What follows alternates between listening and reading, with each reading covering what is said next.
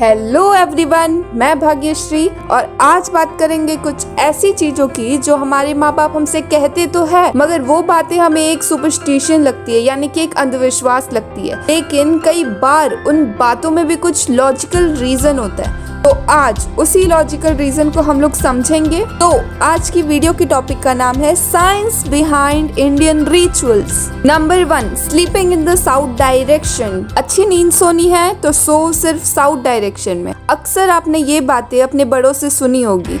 हमें अक्सर north direction में सोने से मना किया जाता है। यहाँ तक कि क्लास 10th की CBSE हिंदी की किताब में भी इसके ऊपर एक चैप्टर भी है, यमराज की दिशा। इस चैप्टर में एक माँ अपने बच्चे से कहती है कि बेटा, कभी नॉर्थ डायरेक्शन में अपना सिर रखकर मत सोना, वरना यमराज आके तुम्हें ले जाएगा। हमें अक्सर नॉर्थ डायरेक्शन में सोने से मना किया जाता है और उसके पीछे एक्चुअली में एक ठोस रीजन भी है जो हमारे पूर्वज हमसे बेहतर जानते थे। पर आजकल उस साइंटिफिक रीजन को एक सुपरस्टिशन बनाकर हमारे सामने प्रेजेंट किया जाता है। वो सुपरस्टिशन, वो अंधविश्वास क्या है आपको पता है? कि अगर आप नॉर्थ डायरेक्शन में अपना सिर रखकर सोते हो तो भूत प्रेत आत्माएं आपको अपना शिकार बनाकर ले जाएगी। रात में आपको बुरे बुरे सपने आएंगे और ये भी कहा जाता है कि दक्षिण दिशा यमराज की दिशा होती है। तो अगर आप उधर सिर रखकर सोए तो यमराज को गुस्सा आ जाएगा और वो आपको अपने साथ लेकर चले जाएंगे। और आज भी कई लोग इस अंधविश्वास को मानते हैं। पर अगर हम इसका साइंटिफिक एंगल देखें तो बात ये है कि नॉर्थ डायरेक्शन में सोने पर हमें अर्थ की मैग्नेटिक फील्ड का सामना करना पड़ सकता है। स्कूल में हमें ये सिखाया जाता है कि अर्थ की मैग्नेटिक फील्ड नॉर्थ और साउथ पोल पर कॉन्सेंट्रेटेड होती है।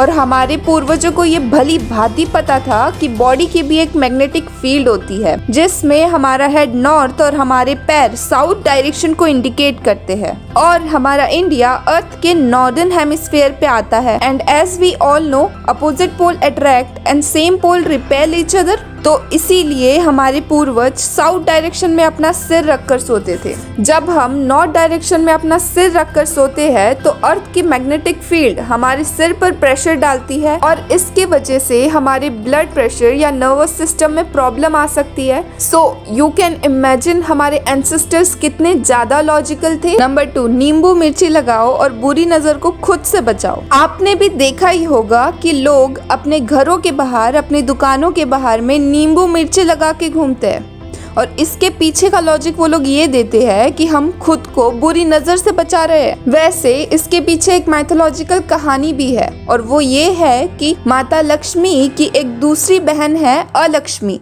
जिस अलक्ष्मी को दुर्गति की देवी माना जाता है। इसे खट्टा और तीखा खाना पसंद है। तो ये माना जाता है कि अगर आप अपने घर के बाहर में नींबू और मिर्ची लगाएंगे तो अलक्ष्मी जी उसको खाकर प्रसन्न हो जाएगी और आपके घर में प्रवेश नहीं करेगी।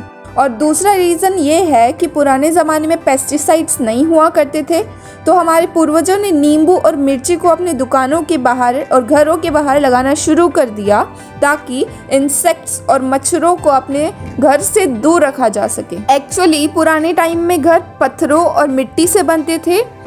एंड जैसे आप सभी को पता है कि लेमन में विटामिन C होता है, तो उसको जब कॉटन के धागे से पिरोया जाता था तब लेमन जूस धागे पर चिपक जाता था और एयर के द्वारा उसे पूरे सराउंडिंग में फैला दिया जाता था। तो लेमन और मिर्ची की स्मेल से इंसेक्ट्स घरों के पास नहीं आया करते थे। Number 3, why do temples have bell? हमें हमेशा कहा जाता है कि बेटा, कभी भी मंदिर के अंदर घुसने से पहले घंटा जरूर बजा के जाना चाहिए। और जब मैंने इसकी वजह पूछी तब मुझसे ये कहा गया कि भगवान को पता तो होना चाहिए कि तुम उनकी पूजा करने आई हो। तो ये बात मेरे कुछ हजम नहीं हुई। तब मैंने सोचा कि हमारे पूर्वज जो इतने ज़्यादा स्मार्ट थे, उन्होंने ये बात ऐसे ही तो नहीं कही होगी। ज़रूर इसके पीछे कोई ठोस रीज़न तो होगा ही। तो कर दी मैंने अपनी रिसर्च जारी और मुझे इसका रीज़न मिल ही गया। तो एक्चुअली में बेल को इस तरह से डिज़ाइन किया जाता है कि जब हम बेल को बजाएं तब बेल का साउंड 7 सेकंड तक इको करता रहे। और वो 7 सेकंड को 7 हीलिंग सेकंड कहा जाता है, जो हमारी बॉडी के 7 चक्रास को एक्टिवेट कर देता है और हमारे माइंड को सभी नेगेटिव थॉट से फ्री कर देता है। हमें एक शांति का अनुभव होता है और हमारा माइंड कॉन्सेंट्रेट हो जाता है। नंबर 4, रात को झाड़ू नहीं लगाना चाहिए। तुमने कभी ना कभी अपने मम्मी के मुंह से ये ज़रूर सुना होगा कि बेटा रात को कभी झाड़ू नहीं लगाना चाहिए, अगर लगाया तो घर से लक्ष्मी जी चली जाएगी। बहुत सारे घरों में रात को झाड़ू लगाने पर सख्त पाबंदी लगाई गई है, लेकिन क्यों भाई, क्या फर्क पड़ता है कि रात को झाड़ू लगाया जाए या सुबह लगाया जाए? वेल, फर्क पड़ता है। हमारे पूर्वजों ने ये रूल कुछ सोच समझकर ही बनाया था, पर आजकल हम इसे एक सुपरस्टिशन के रूप में जानते हैं। इसके पीछे का लॉजिक ये है कि पुराने ज़माने में सनसेट के बाद बहुत ज़्यादा अंधेरा हो जाया करता था और रात में वो लोग दिए जलाकर अपना काम करा करते थे। आज के जैसे उस समय पे इलेक्ट्रिसिटी नहीं हुआ करती थी और अंधेरे में झाड़ू मारना मतलब आँख पर पट्टी बांधकर काम करने जैसा हो गया। कई बार रात को झाड़ू मारते समय घर की कुछ इम्पोर्टेंट चीज जैसे गोल्ड की ईयरिंग हो गई, कुछ इम्पोर्टेंट पेपर हो गए, ये सारी चीजें कचरे में फेंक दी जाती थी। तो इसीलिए ये रूल बनाया गया कि उजाले में ही झाड़ू निकाला जाए।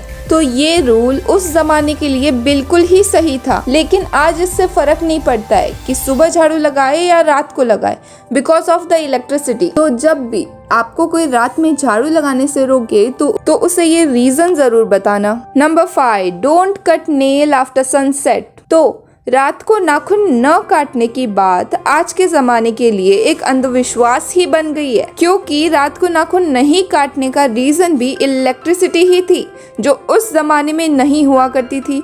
इसीलिए रात को नेल्स काटने के लिए उस ज़माने में मना किया जाता था, क्योंकि अगर आप अंधेरे में नेल्स काटोगे तो आपको अपने स्किन को काटने के चांसेस ज़्यादा हो जाते हैं। लेकिन बात यह है कि लोग आज भी कॉमन सेंस लगाए बिना इसे एक अंधविश्वास की तरफ फॉलो किए जा रहे हैं।